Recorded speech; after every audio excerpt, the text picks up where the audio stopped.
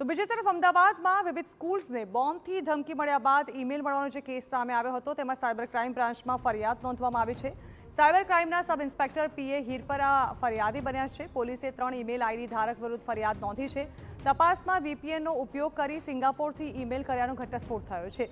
હોટમેલમાં 2 મેલ અને એટોમિક મેલ પરથી 1 મેલ આવ્યો હતો। ઈમેલ કોણે કર્યો તે અંગે વધુ તપાસ હાથ ધરવામાં આવી છે। પોલીસના જણાવ્યા અનુસાર 3 અલગ અલગ આઈડીથી થયેલા હતા ઈમેલ એક જ વ્યક્તિએ કર્યા હોય તેવી આશંકા સેવાઈ રહી છે। 3 મેલ અલગ અલગ આવેલા છે, એમાં નામ અલગ અલગ છે। ફોરેનની એન્ટિટીના જેમ કે નામ છે કે મેઝી મનરો ક્વિકલ છે, પછી મેઝી લોસ્ટર કરીને છે અને એક સેન્ટોસ કરીને, એવી રીતના નામ રાખેલા છે ઈમેલના। 2 હોટમેલ છે અને એક એટોમિક મેલ છે। ક્યાંથી આવેલા છે, શું છે, એમની અત્યારે અમે વિગત ઇન્વેસ્ટિગેશન કરી રહ્યા છીએ। બધા સ્કૂલોમાં જે 3 મેલ આઈડીથી મેલ આવેલા છે, ઘણા જે સ્કૂલોને છે એમને સીસીમાં રાખવામાં આવેલા છે, એટલે જેવી સ્કૂલોને મેલ આવેલા છે બધામાં કન્ટેન્ટ એક જ છે બધામાં। એટલે એટલી પ્રાથમિક ઇન્વેસ્ટિગેશનમાં આવ્યું છે કે જે બી 3 મેલ મોકલનાર છે આ બધા એક જ ગ્રુપના લોકો હતા, તે એક જ વ્યક્તિ દ્વારા કરવામાં આવેલું છે।